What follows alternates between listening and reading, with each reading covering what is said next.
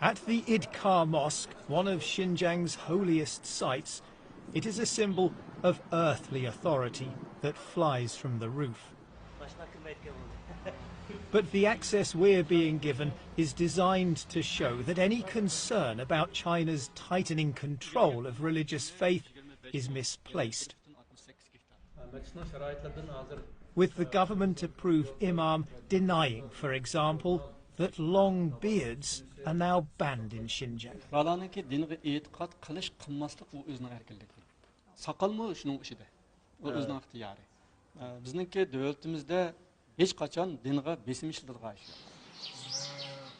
When we break away from our official tour, however, along with the locked and deserted homes, we find clear evidence of the suppression of Islamic customs and beliefs.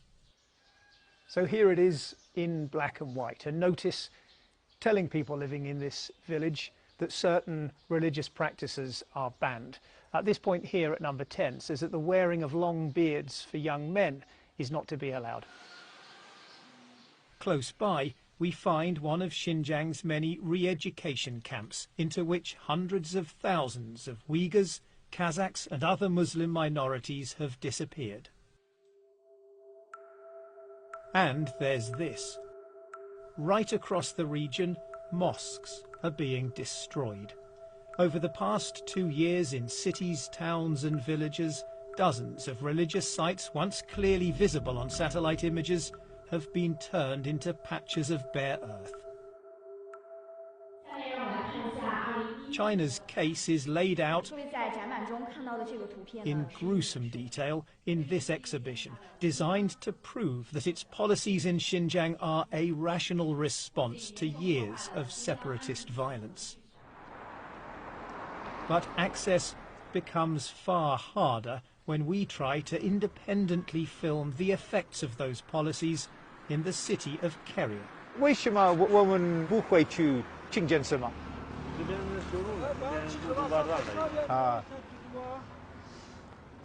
So I asked if we can get to the mosque. He says that the road is closed. We think it's only just been closed moments before our arrival. We've seen a number of other people on motorbikes, scooters, some cars as well, stopping and asking why they can't get through.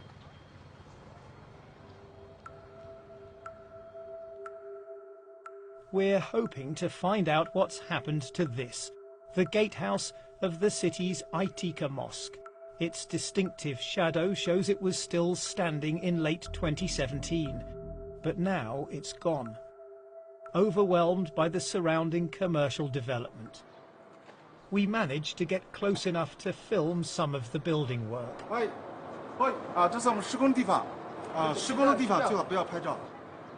Marooned in the middle, the mosque's prayer hall with its domed towers is still intact.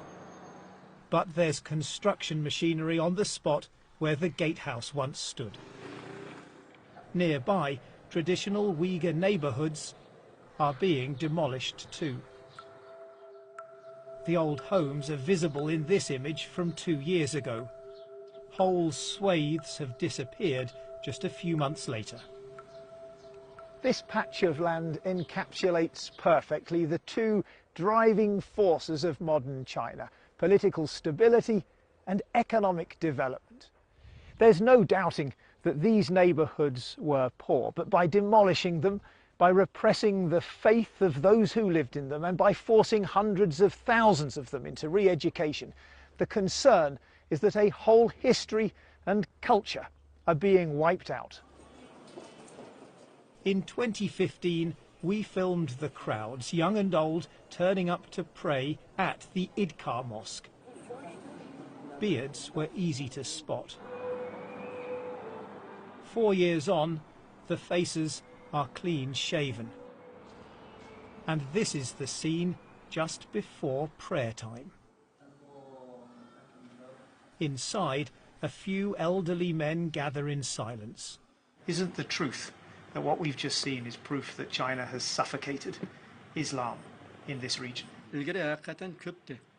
Nima uchun ko'pdi desa, u vaqtida manda ish o'rnidan ta'minlaydigan ish yo'q. Lekin xalqlarning turmushi namorat, o'ttir yoshliqlar emgak bilan va tijorat bilan, hunar kasb bilan shug'ullanyapti. Shunda bo'lgandan keyin kunduzi ular tijorat qiladi yoki hunar kasb yoki xizmat qilganlik uchun bu yerga kelib namoz o'qiydigan vaqti yo'q. Until recently, this place was the vibrant heart of a deeply devout society.